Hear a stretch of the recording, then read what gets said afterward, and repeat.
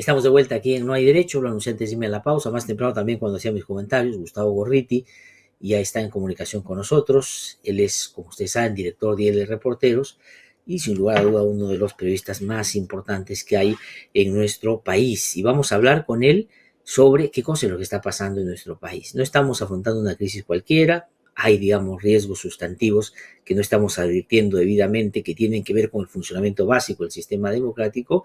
Y esta historia, que digamos tiene un componente coyuntural, por supuesto, que ha sido muy bien amplificado en los últimos días, va a tener un desenlace. Y hay que tener una lectura, por supuesto, legal, constitucional, judicial, fiscal, inevitable. Pero también hay que ver y hacer, ojalá con algo de profundidad, una lectura política y social de cuál va a ser el desenlace de esto que hace ya una buena cantidad de meses estamos administrando. Y qué mejor que Gustavo para que pueda, digamos, entrelazar estas dos cosas que son inevitables y darnos a conocer cuál es su mirada y qué escenarios prevés se están construyendo con todo esto. Gustavo, qué gusto saludarte, muy buenos días. Muchísimas gracias por Buenos conversar con días, nosotros. Glatzer, un placer. No, el gusto y el placer es nuestro. Gustavo, quisiera yo comenzar pidiéndote, por favor, si nos puedes hacer un comentario, primero sobre la situación real del presidente de la República en términos políticos y en términos legales, de cara a lo que en ambos ámbitos se le imputa hoy día. En el caso de, por supuesto, lo político, una persona que no ha cumplido y no está haciendo un buen gobierno, y por el otro lado, todo lo que día a día se viene conociendo, que está acumulándose ya en 7 carpetas fiscales de cara a eventuales o sistemática participación en casos de corrupción y otros derivados de estas mismas. Si yo te tendría que preguntar, el presidente de la República en esos ámbitos, ¿cómo está?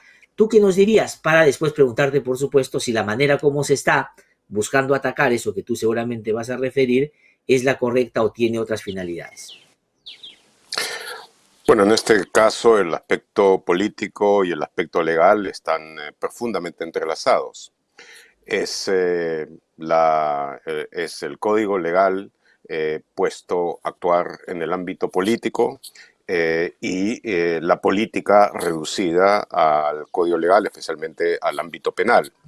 Lo que yo dije ya, pero mucho antes de que Castillo apareciera siquiera en el horizonte peruano, es de que buena parte de la historia peruana, de la historia del Perú, puede escribirse y debiera escribirse también como un atestado, puesto que el delito, el robo, la cutra, han sido desgraciadamente una parte integrante e integral de nuestra vida política y administrativa, organizada como Estado. Y desgracia, eso ha creado, además, debo decir, toda una un permanente deseo de parte de la gente, de la población, de poder en algún momento llegar a un país honesto. Nos hemos acercado en algunos momentos a ello y luego ha habido otros retrocesos fuertes, violentos, el último de los cuales ha sido cuando se lograron avances inéditos en la lucha contra la corrupción, en los casos Lavallato y Lavajuez fundamentalmente, que después, mezclados con la contraofensiva de los sectores afectados por el develamiento de su corrupción y, desgraciadamente, el factor terriblemente traumático que tuvo la peste, la pandemia sobre nosotros, significaron un retroceso y un regreso al pantanal. Dentro de ese pantano, dentro de esa situación en la que no solamente hay la corrupción, sino también una suerte de conmoción cognitiva y emocional de la nación entera como resultado de los traumas que se han vivido, es que estamos en la situación en que nos encontramos ahora.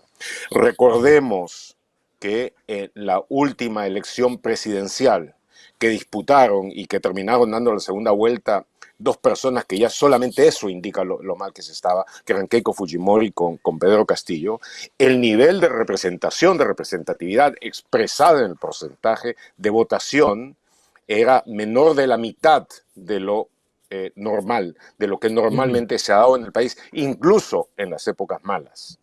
Entonces, dentro de esa situación es que llegó también como una suerte de búsqueda desesperada de soluciones, como se ha dado en momentos así, como cuando en la época del cólera, cuando estaba Fujimori, llegó Joao Teixeira a tratar a hacer curaciones supuestamente mágicas que fueron utilizadas plenamente en su momento por el gobierno de entonces.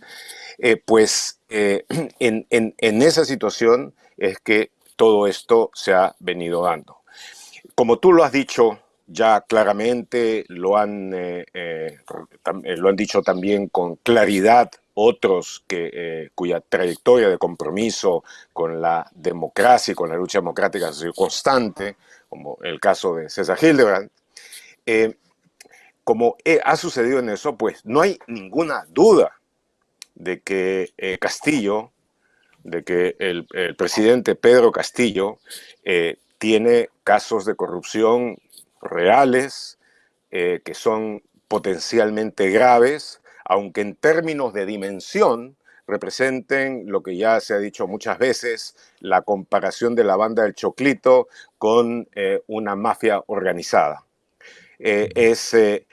Pero el hecho de que no importa cuán ineficiente se sea, no importa cuán torpe se sea, incluso en el acto de robar, el hecho concreto de que se lo haya hecho y de que se haya utilizado en la estructura del Estado para hacerlo, igualmente lo convierte en delito, lo convierte en crimen.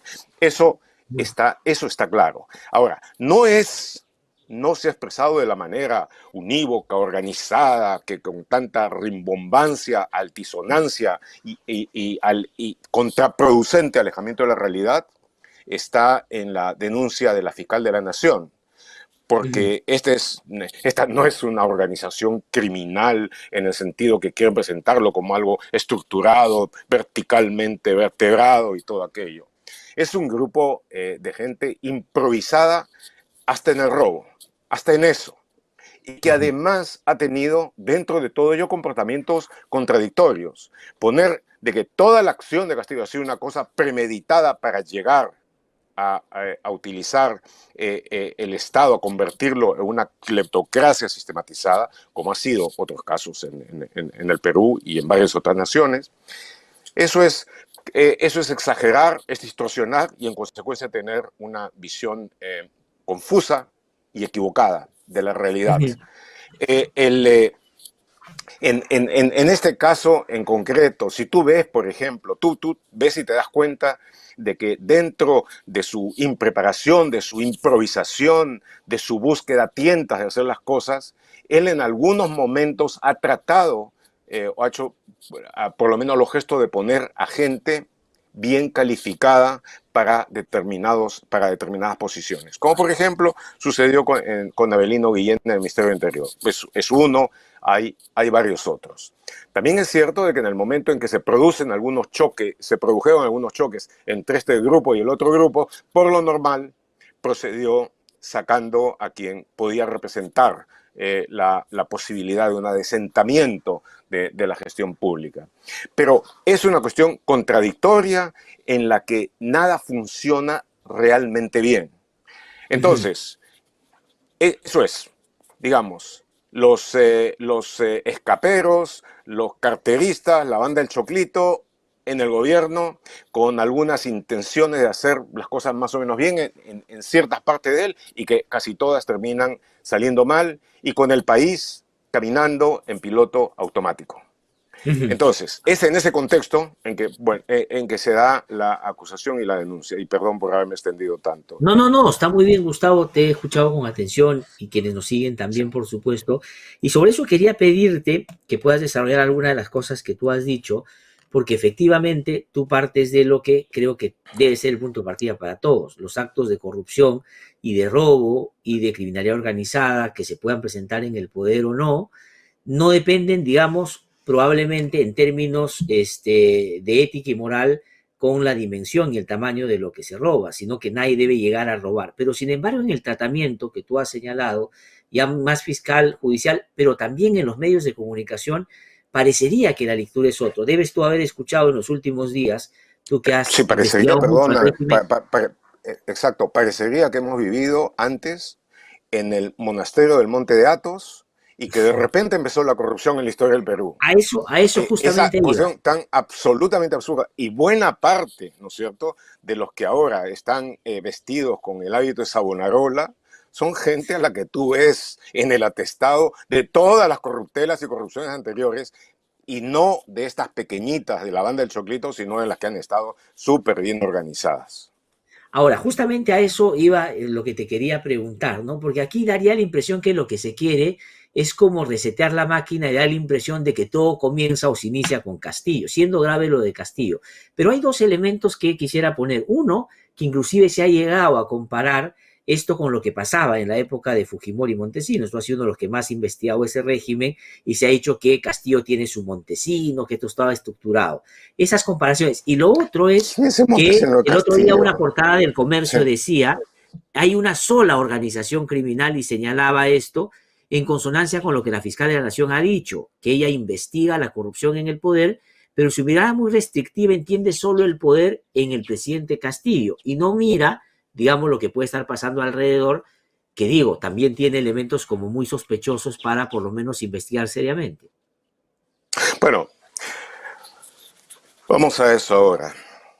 Primero, la sola definición de el grupo que ha constituido la fiscal de la Nación, la corrupción en el poder. ¿Qué quiere decir ella por el poder? ¿Qué está representado? El poder, así como en un sentido omnímodo, ¿es Castillo? Castillo es una de las personas con menos poder que hay ahora en el Perú. Es una persona que no tiene capacidad casi de actuar. Está más asustado que perro en moto, que está constantemente sometido a todo tipo de acosos y limitaciones. Entran y salen de Palacio buscando a su cuñada, buscando esto, buscando el otro. Se le deshacen todas las mentirijillas y las coartadas de un momento al otro. Sus principales compinches, sus cómplices y aquellos que tuvieron, yo creo, también un papel fundamental en empujarlo y en llevarlo a la cutra.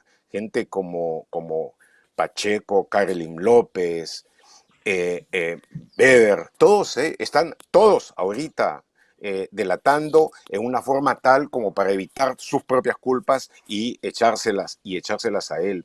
Es una persona que si poder es potencia, Castillo en este momento es un ejemplo de impotencia y de búsqueda de supervivencia a cualquier costa. Y a tal nivel se ha llegado de que aunque él tiene una popularidad baja, veintitantos, veintimuchos, veintipocos por ciento, dependiendo del momento, me imagino que ahora va a bajar, pero de que un Congreso que tiene los dígitos de un solo dígito bajo aprobación, 8%, 7%, y que es tan repudiado por la población que cuando se pregunta si es que están de acuerdo con que salga Castillo y se quede en el Congreso, menos del 3% está a favor de esa solución, de que ese Congreso se erija, ¿no es cierto? Donde si tú haces un repaso por quienes lo constituyen, verdaderamente tienes allá una serie de personas que pueden candidatear con serias posibilidades como delegados de un pabellón en Lurigancho. De que esa gente sean las que esté guiando supuestamente la lucha por la moralidad y que ante esa gente la fiscal de la Nación con una denuncia que se centra exclusivamente en esa angosta parte de la realidad del poder, que es Castillo, busque hacerle esa denuncia cuyo objetivo es facilitar la transmisión del poder en forma tal de que caiga Castillo y asuma quien sea designado por el Congreso, sin tener que llamar a nuevas elecciones, ¿no es cierto? Que eso se presente como una lucha en contra de la corrupción es, en el mejor de los casos, un intento de estafa y un insulto pleno a la inteligencia del pueblo y la opinión pública, que está, por supuesto, llevado y manejado en una suerte de cualitativa, este es un concepto de ciencia política que es muy importante, en una coalición negativa como pocas veces se ha visto, excepto en ciertos momentos, en los momentos cuando tenía más poder la dictadura de Fujimori y Montesinos, donde la prensa cartelizada está con una voz unívoca esencialmente, llevando a cabo campañas en donde tú ves de la coincidencia de títulos, de portadas, etcétera, que te hacen recordar exactamente a cómo estábamos en la última parte de los 90. Y de que eso se presente como parte de una noble lucha anticorrupción, realmente, digamos, en el mejor de los casos es un pésimo chiste, pero en realidad no lo es.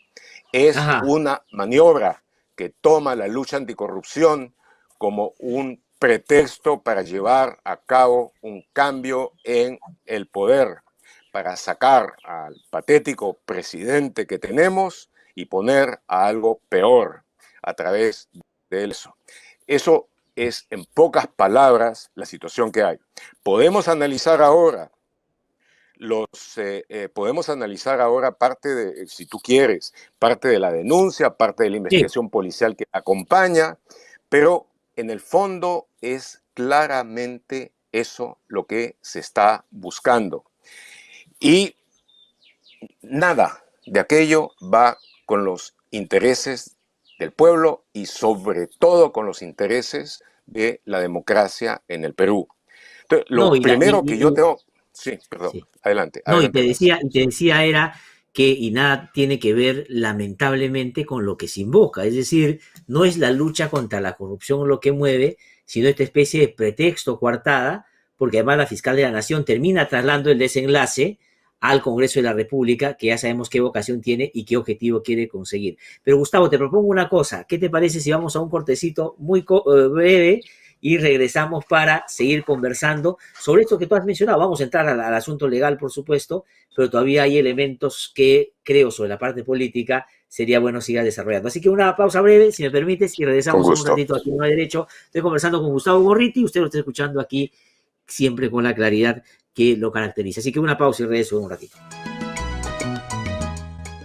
Estamos de vuelta aquí en No hay Derecho. Estoy conversando con Gustavo Gorriti, periodista, director de Idela Reporteros. También quiero dar a conocer que Idela Reporteros está transmitiendo la conversación, así que nos pueden seguir también a través de sus redes sociales.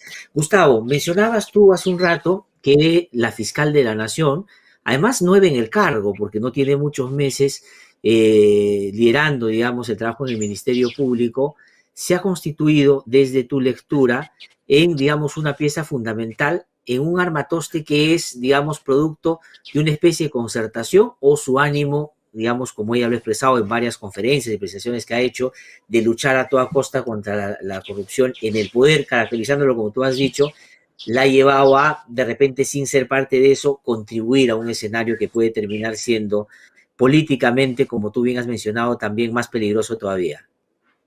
Yo veo en esto, yo veo en esto una coordinación.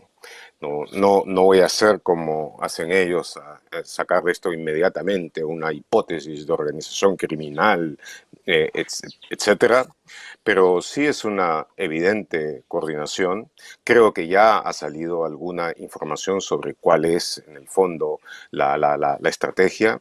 La estrategia es poder necesitar un número mucho menor de votos para poder sacar al presidente de su puesto y hacerlo de manera tal de que no sea necesario llamar a elecciones.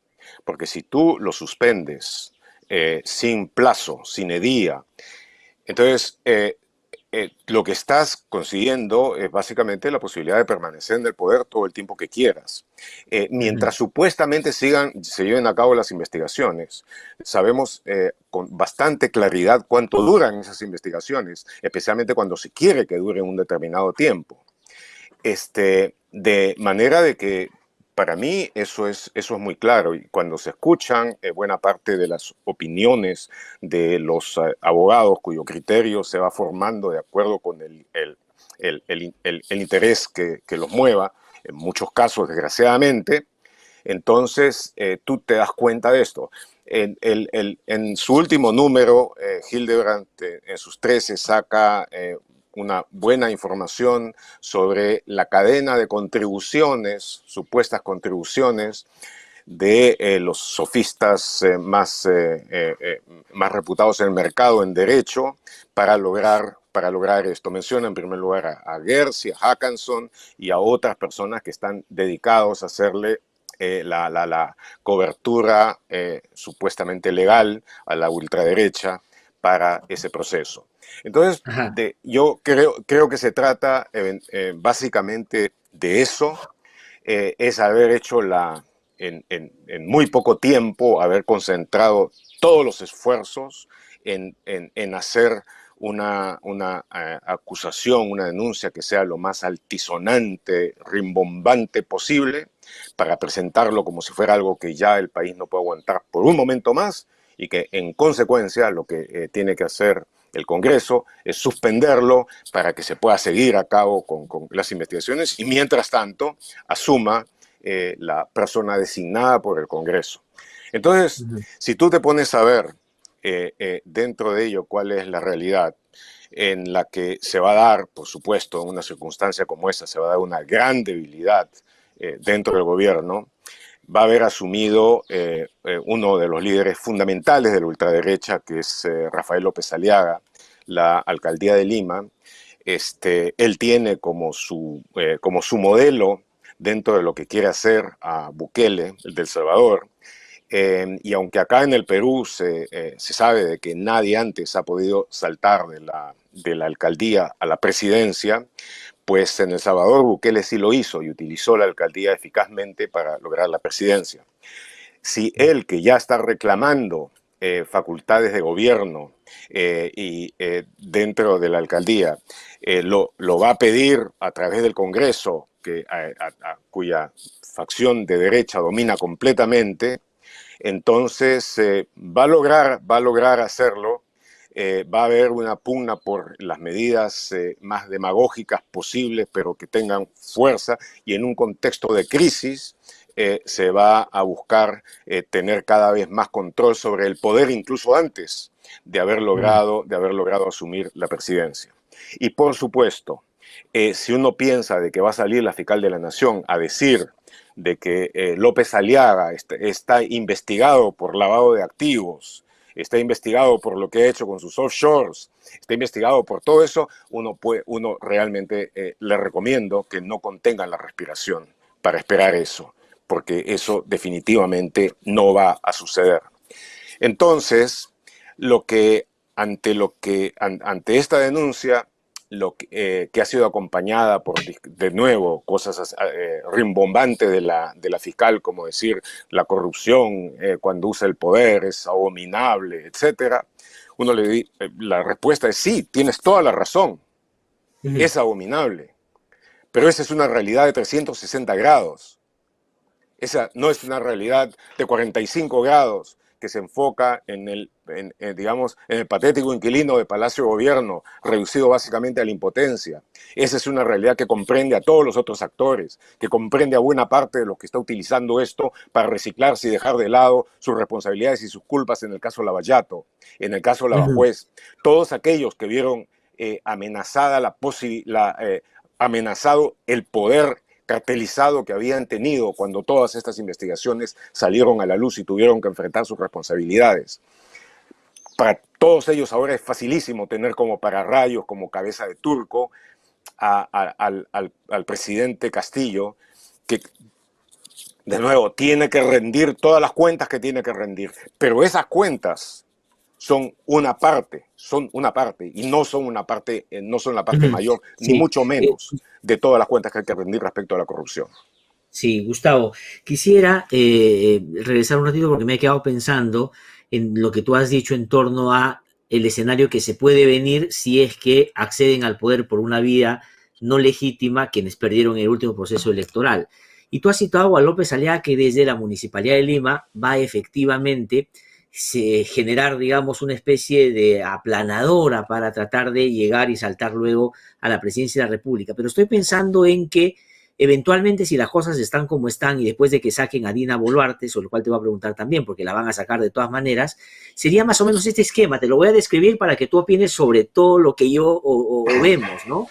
Primero, William Zapata sería presidente de la República. La presidenta del Congreso sería Marta Moyano. El Tribunal Constitucional lo ha elegido este Congreso con muchas afinidades, por supuesto. Patricia Benavides sería fiscal de la Nación por 3 años más. López Aliaga, alcalde de Lima, el defensor del pueblo lo eligen la próxima semana a la medida de ese sector también, y el presidente de la Corte Suprema será elegido en el diciembre próximo, y tengo la impresión que saldría alguien más o menos afín también a ese sector. Y entonces la pregunta es, ya no habría digamos, ninguna contención, ninguna institución que pueda contener lo que se les ocurra a ellos hacer en el ejercicio del poder absoluto, por decirlo de algún modo. Hoy van a empezar casi de inmediato a darse legislaciones y campañas y que van a estar dirigidas a sentar su fuerza en el poder, a obstacar y tratar de destruir a sus opositores y buscar de establecer de nuevo un sistema basado en la demagogia de la lucha por la seguridad y todo esto, que con un tismo rampón que suena bien y que después de muy poco tiempo tiene efectos no solamente ausentes, Sí. van a buscar. Y hemos vivido eso, en la PRI, donde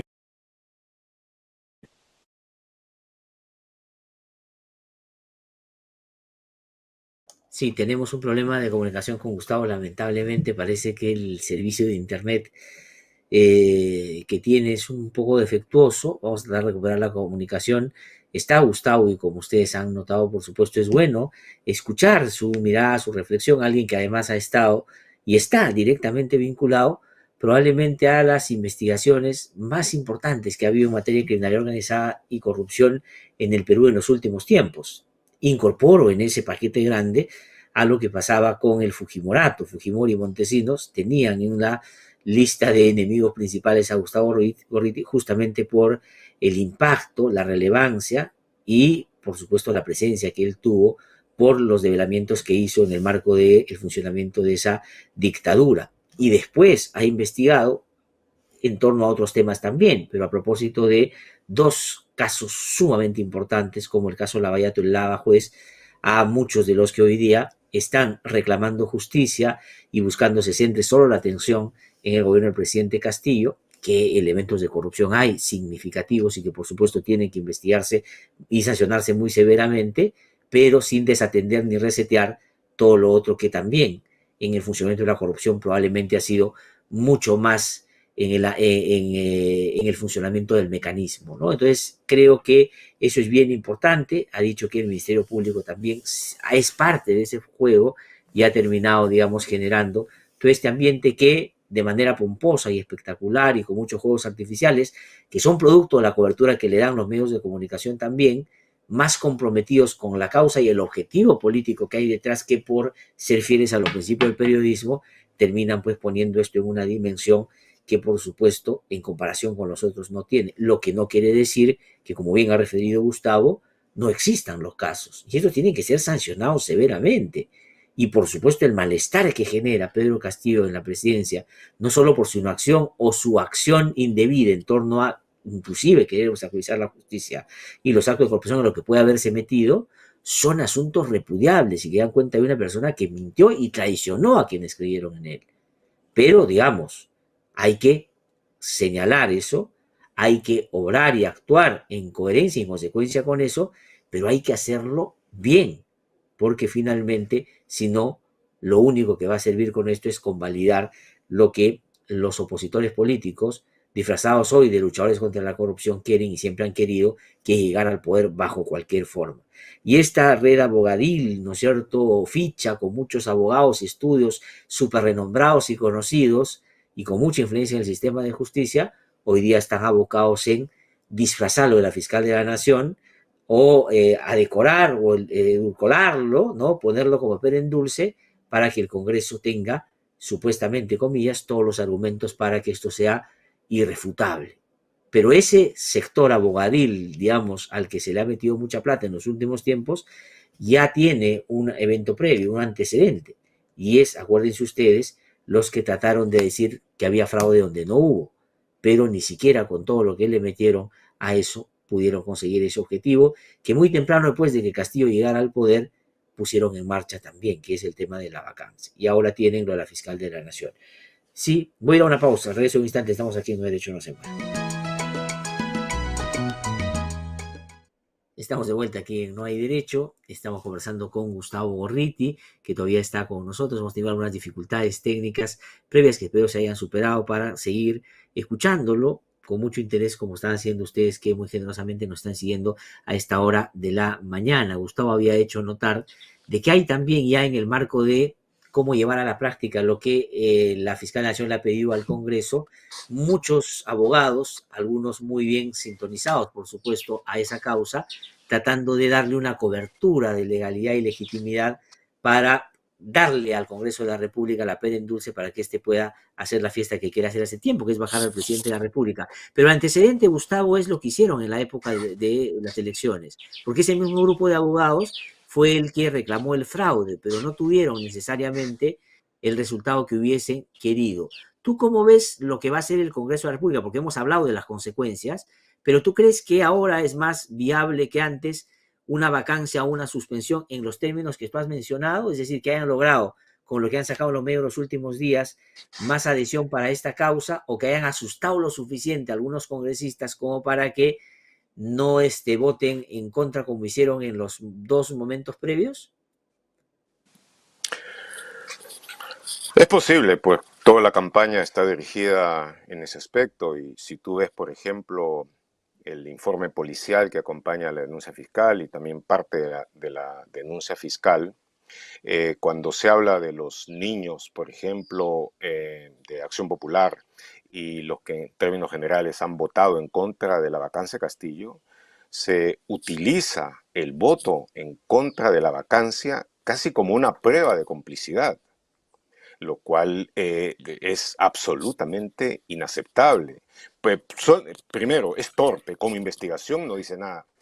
Y, por ejemplo, aparte de los llamados niños, se menciona a Sigrid Bazán y se menciona el hecho de que ella habría propuesto a una persona para desempeñar el Ministerio de la Mujer, al presidente Castillo, y después habría votado en contra de la vacancia como una especie de prueba, o por lo menos indicio fuerte, de que hay un grado de complicidad o corrupción. Eso es una estupidez. En primer lugar, el factor político, el funcionamiento político entre los poderes, en cualquier nación de la Tierra que tenga una democracia más o menos funcional, representa constantemente el estar en diálogo y en muchos casos estar en negociaciones.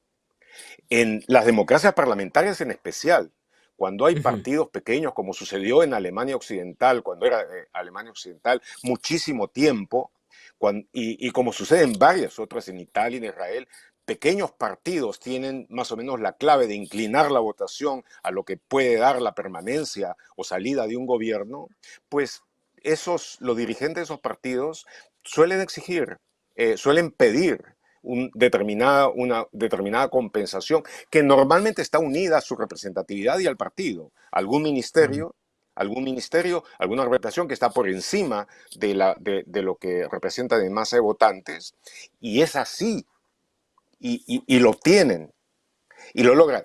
Cuando es delito, es cuando, si piden una ventaja indebida, un soborno, cualquiera de esas cosas, ahí es delito.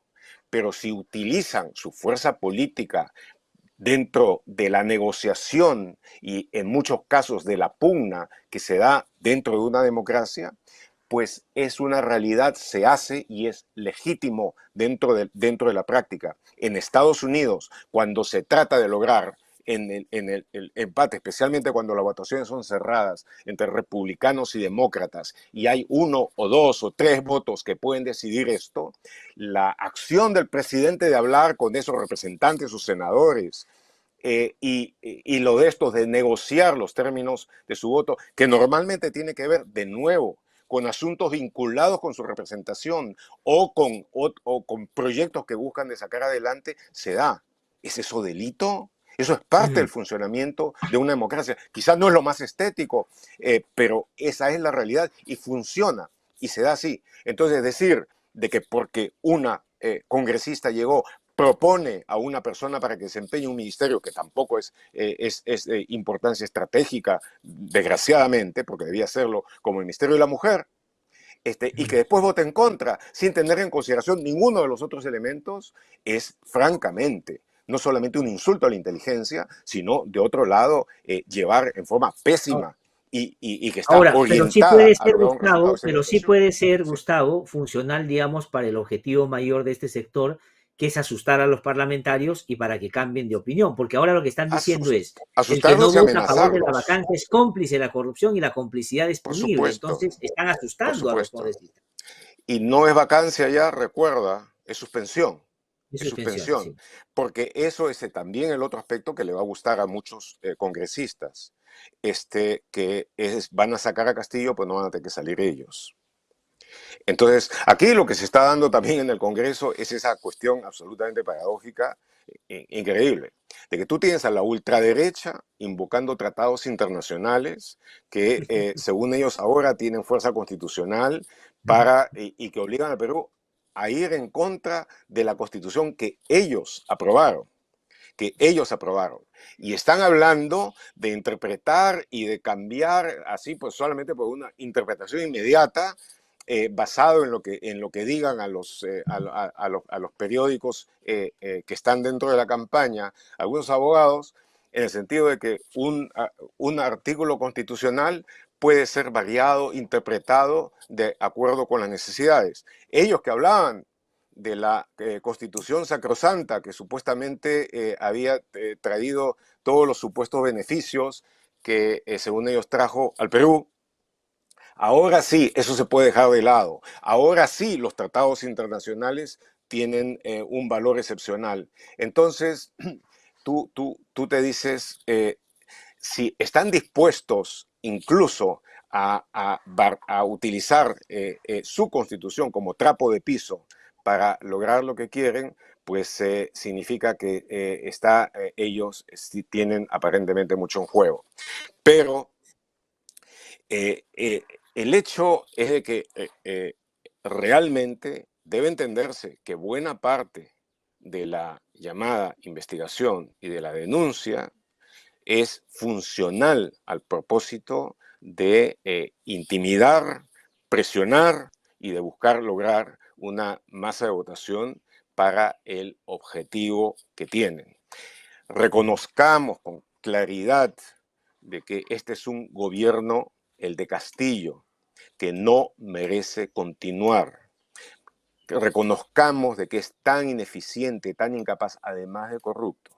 Y eso sí hay que decir también de que varias de las cosas que se han logrado en esta investigación, sobre todo merced a la confesión de los colaboradores eficaces que fueron cómplices centrales en esto, por supuesto, son confesiones que están muy direccionadas, dirigidas hacia un objetivo, pero que después de todo sacan datos importantes. Así es. Este, se ha dado, pero que sacar a Castillo para que entre la gente del Congreso es sencillamente pasar de una situación mala a otra muchísimo peor, poner Ujú. en riesgo la ya muy amenazada democracia que tenemos y ponerla en un camino casi seguro a caer en una deriva hacia el autoritarismo de la ultraderecha. Eso yo creo que debe estar absolutamente claro y Ujú. pienso de que la única manera, la única forma que va a haber de enfrentarlo es como se ha logrado antes en todas las jornadas en las que se logró defender la democracia. Es Con la calle decir, con movilizada. la movilización de la gente, con una Así es. diferencia ahora, de que no puede ser una movilización de 3 o 4 días, tiene que ser una cosa Ujú. permanente. Y tiene que ser una movilización que busque defender la democracia. No queremos de que en una circunstancia de crisis, por la desesperación que hay, se termine votando por cualquier cosa y terminemos o con un fascismo de derecha o con un fascismo de izquierda. que Así en es. todos los casos Eso, significaría realmente precipitarnos al vacío institucional, al vacío democrático, significaría además, y sonará así también medio altisonante, pero es verdad, renunciar a los valores fundamentales que hace nuestra nación. Nuestra nación nació abocada a los valores de la libertad, a los valores de la democracia, a los valores del individuo, a la tolerancia. Y si permitimos de que estas conspiraciones finalmente terminen llevando a la ultraderecha al poder, entonces vamos a no solamente hacer un daño tremendo a nosotros, a las generaciones futuras, porque esto, si llega a tener éxito, va a ser el inicio de una noche sí, sí, larga no, no, de la que va a llegan para costar mucho quedarse. salir. No, sin duda, llegan para quedarse y efectivamente no van a tener no solo ningún control, sino van a avasallar con todos aquellos que entiendan es un obstáculo para justamente mantener sus propósitos siempre vigentes, ¿no? Gustavo, quisiera, digamos, en esta última parte, porque tú decías hay que revisar Uh un -huh. poco la parte legal también, si podemos compartir con quienes nos siguen un extracto de una entrevista muy interesante que yo recomiendo a quienes nos siguen, va a ser difundida en nuestros medios también, que hizo Ernesto Elajara, nuestro gran amigo, a Eloy Espinosa Saldaña, ex vicepresidente del Tribunal Constitucional y un constitucionalista pues muy conocido y reputado, que tiene que ver justamente con cómo lo ha encaminado la fiscal de la Nación, digamos, los elementos que ha encontrado, ¿no? Él dice que no es esa vía la apropiada y parecería que está más bien abocado a lo que tú has mencionado. Vamos a escuchar eso y después comentamos también con Gustavo. Así que, no sé, vamos a escucharlo, por favor. Yo creo que hay muchas razones por las cuales la fiscal se está precipitando, algunas incluso que tienen que ver con su entorno familiar. Entonces, yo lo que hubiese hecho en el caso de ella es abrir al juicio político porque ahí no necesita certezas. Y yo no hubiera pedido que se inaplique un artículo de la Constitución porque, primero, los congresos no tienen competencia para inaplicar artículos de una Constitución. Los congresos tienen competencia para reformar un texto constitucional y todos sabemos cuál es el procedimiento, el del 206. Dos legislaturas o una legislatura y referéndum, y ahí estamos hablando de un año tranquilamente teniendo que esperar esa situación. Pero claro, la fiscal empuja y no solamente está empujando al Congreso, que no quiere a Castillo, sino a la Corte Suprema. Y la Corte Suprema, como tú bien dices, tampoco en 200 años ha dejado de aplicar un artículo de la Constitución, por lo cual Ya. es una muy difícil. Bueno, ahí está Eloy Espinosa Saldaña, ¿no? Planteando la inviabilidad, digamos, de lo que ha hecho la Fiscal de la Nación en términos de lo que pide modificar, que es el artículo 117 de la Constitución, ¿no? ¿Qué piensas sobre eso? Y él incorpora otro elemento que tú has también ya mencionado, Gustavo, ahora, y que has desarrollado desde IED Reporteros, también investigaciones al respecto, el rol que está cumpliendo la fiscal de la Nación. Entonces, mi pregunta es en los dos sentidos: la viabilidad del pedido al Congreso en términos estrictamente constitucionales, como dice Eloy Espinosa, y la otra, cuánto del escenario se distorsiona por los propios apremios de la fiscal, con el caso, por ejemplo, de las dos hermanas, pero en particular una jueza que tú has escrito un artículo muy documentado también, que entre otros liberó a un narcotraficante que cayó detenido fuera y era un top, digamos, de los que se puede mencionar en la región. Vamos a empezar vamos a empezar por lo último. Eh, la fiscal de la Nación menciona de que su propósito es una suerte de cruzada en la lucha contra la corrupción, contra todo lo abominable que esto tiene. Y como ya lo he dicho antes, lo que habría que decirle es de que tiene razón, pero que este es un principio de 360 grados de alcance y de llegada. Y naturalmente es una cosa que se aplica a su propia circunstancia. Entonces, si es que lucha, como dice que lucha contra la corrupción, ¿cómo es que decapitó la investigación fiscal que se estaba realizando sobre las muy serias acusaciones contra su hermana la jueza superior Emma Benavides, de no solamente haberle dado libertad a los miembros principales de la organización dentro de la que estaba Roberto Gómez Herrera, alias Huevo, el narcotraficante colombiano, y algunos otros más, pero también el haberle dado la liberación al narcotraficante del BRAE, Papita o Papitas, y junto con ello a muchas otras personas que estaban vinculadas también con delitos de alta rentabilidad, que son, de acuerdo con la acusación que existe, aquellos que pagaron directamente para lograr esa libertad. Por supuesto, de que como en todos los otros casos, mientras no hayan pruebas concretas y que hayan sido examinadas y que hayan podido sostenerse dentro del examen de contradicciones propio de un juicio, ella tiene la presunción de inocencia, como sucede también contra los que la fiscal acusa y negándoles de hecho toda presunción en ese sentido, o a quienes rodea de sospechas que no tienen ningún fundamento. Pero entonces eso es lo primero que hay que decirle, sobre la base de qué ella dice que lucha contra la corrupción, si lo primero que hace es descabezar eso. Entonces, y utilizando conceptos absolutamente exagerados, sobre lo que es una organización criminal, etcétera, que también se le podrían aplicar a ella. Si es que fuera de esa manera.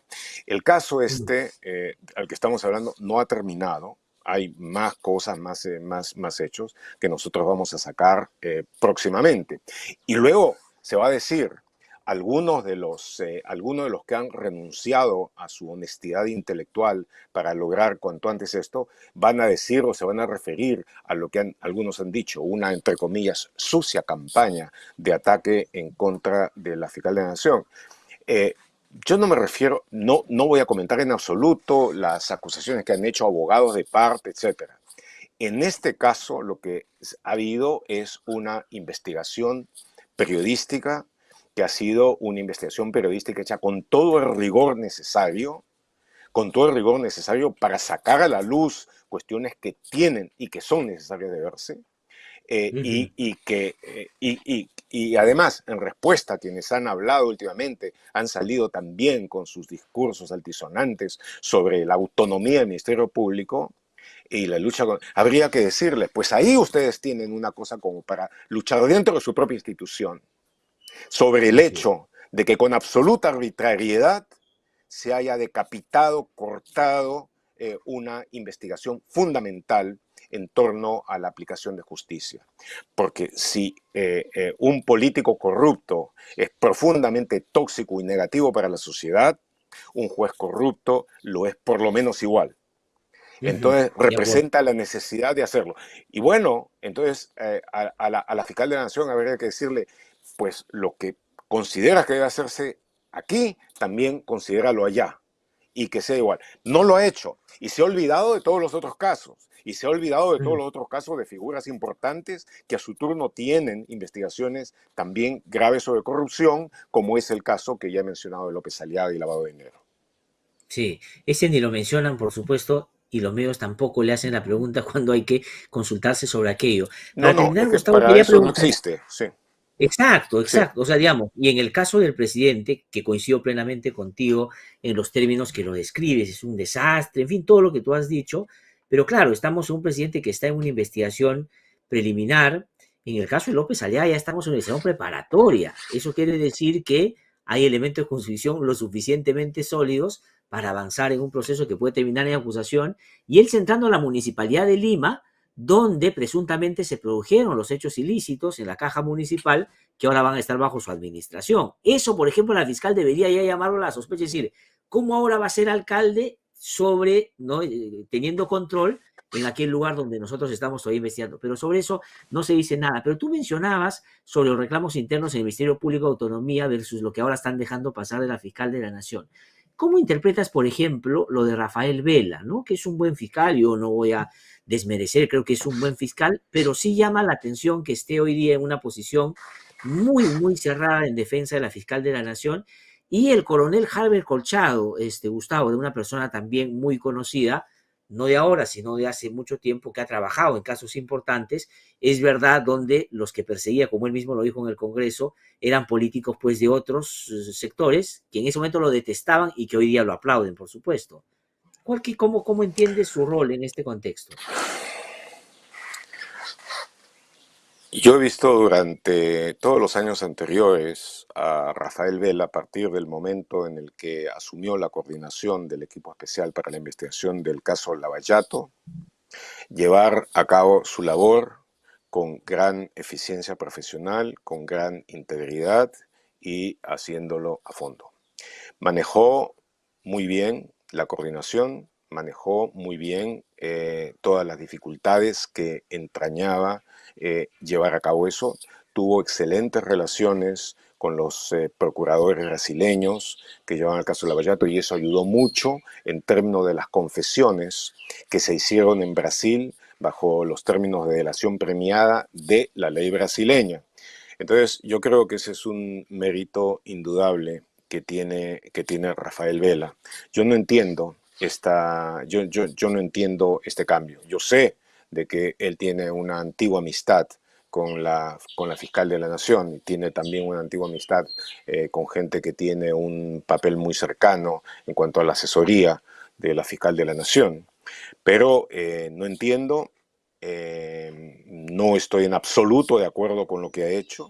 Me parece que su posición no tiene un sustento, que no tiene un sustento claro, y creo que en defensa de su trayectoria, en defensa de lo que es, debería estar en condiciones de poderlo explicar con real claridad. Porque cuando se dice y se defiende y se aplaude a esta fiscal de la Nación, en realidad se está defendiendo lo que hizo contra de la fiscal Bersabe Revilla. Y sería Así muy es. interesante que Rafael Vela lo pueda explicar. En cuanto al coronel Colchado, cuyo también es muy conocido por su seudónimo, nom de guerra, su nombre de guerra, René, tú lo has dicho, él fue el que estuvo a cargo de la DIVIAC y trabajó muy cerca con el equipo especial en el caso Lavallato, y en eso lo hizo siempre con la vehemencia que tiene en llevar a cabo investigaciones. Normalmente lo hizo bien, y si tú recuerdas, se convirtió en un momento en la persona, en el policía más odiado por la derecha y por la ultraderecha. Es decir, Así es. lo querían fuera a toda costa, a toda costa. Estuvo tan es así de que estuvo exiliado y a punto, y se lo consideraba de que lo iban a sacar de la policía, lo mandaron a una provincia, no pensaron jamás en regresarlo a la DIVIAC, en fin. Y entonces, cuando su carrera parecía que injustamente iba a terminar, le dan esta posición, y él, digamos, se lanza de nuevo con la vehemencia que tiene, y que en este caso en concreto yo creo que se ha extralimitado. Como tú puedes ver, además, buena parte de la carrera de Harry Colchado ha sido en pugna con gente dentro de su propia institución, Ujú. con Siempre. algunos de los cuales gente que ha estado en la Digimin y que ha estado en otras cosas, gente que ha estado en inteligencia, con algunos de los cuales tiene peleas de mucho tiempo y que son profundas, a fondo, etcétera. Esas guerras civiles que hay dentro de la policía, especialmente dentro de ciertos grupos, son uno de los factores que necesita conocerse más para poderse explicar lo que realmente hay.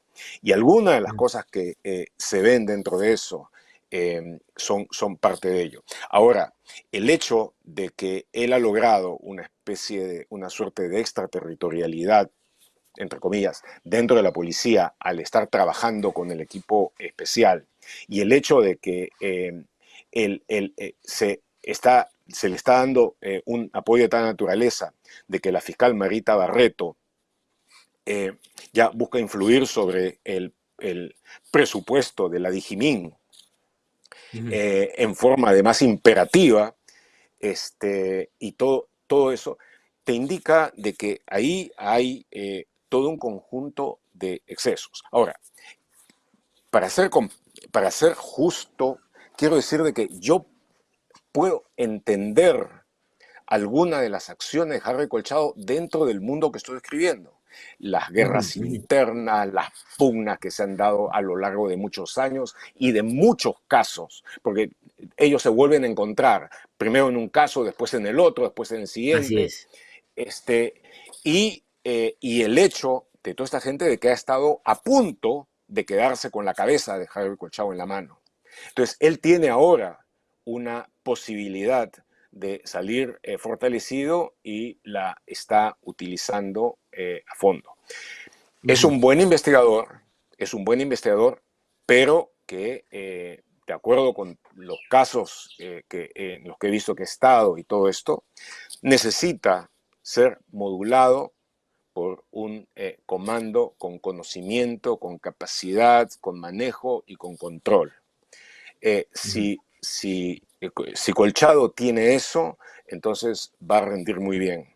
Si por lo contrario se le da una sola misión y que pase lo que pase, lo puede llevar a cabo, pues entonces me temo que se puede cometer excesos como creo que se está cometiendo en este caso.